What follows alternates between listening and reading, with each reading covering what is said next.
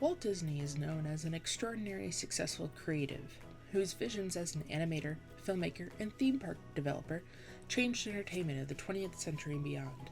Yet, dig a little deeper into Disney's background, and you'll discover that his road to success was paved by an unhappy childhood, along with countless business failures and setbacks. Born in 1901 and raised in Missouri, Disney was the fourth son among 5 siblings. His father, Elias, was a domineering figure who was allegedly abusive as he tried, unsuccessfully, to make ends meet for the family.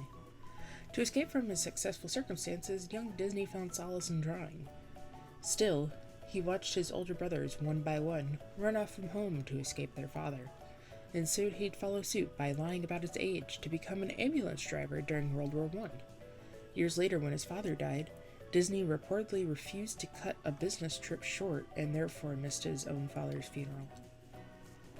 When he returned home from the war, Disney became an apprentice at a Kansas City commercial art studio. Itching to set off on his own, he and his older brother Roy launched their own cartoon business, Laugh-O-Gram Studios, in 1920, but the company went bankrupt a couple years later. With the loss of his first business, Disney packed his bags, and with just $40 to his name, took off to LA to try his hand at acting, but he failed at that too. Still, there was a silver lining to his move. Noticing there weren't any animation studios in California, Disney convinced Roy to join him out west so they could set up shop. Not so long after, Disney found his first major success with the creation of Oswald the Lucky Rabbit. Disney's character Oswald was plenty lucky, becoming a huge star in one reel animation, but Disney himself would find that his luck had run out. Traveling to New York to renegotiate his contract, he discovered that his producer had taken his team of animators from under him, and that he no longer had any legal rights to Oswald the Lucky Rabbit. But instead of fighting the loss or plotting his revenge, Disney decided to walk away and start over again. It was on the train ride back to California that he created Mickey Mouse. After years of eating beans and driving up his debts, Disney finally brought Mickey Mouse to life on film starting in the late 1920s, and earned his way back to the top of his industry. But it wasn't easy.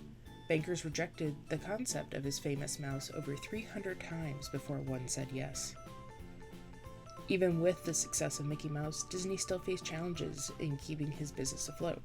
Not only was he overworked, but tensions with his employer, who eventually stole his long-time and best animator from him, led to Disney having a nervous breakdown.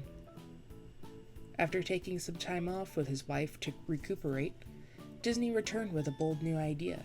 He would develop a full-length animation feature, which he'd call Snow White and the Seven Dwarfs. It would become a huge success at the box office, yet the films that followed, Pinocchio, Fantasia, and Bambi, would end up being duds.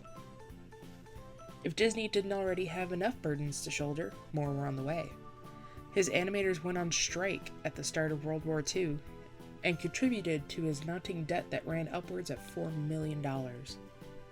After the war was over, his business was slow to rebuild, but during this time, Disney learned to diversify his business by turning to television, despite pressures from film studios to stay on the big screen.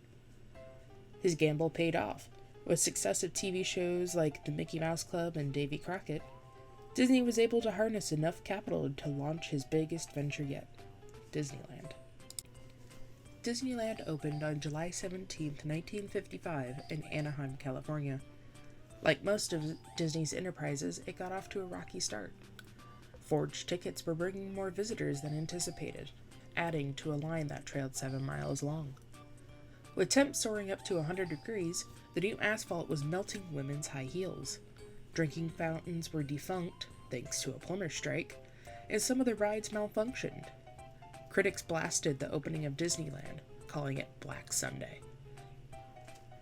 But as always, Disney's tenacity and perseverance turned his latest endeavor around. Disneyland became a colossal success, clearing out his financial debts, and to this day operates as an integral part of his business empire.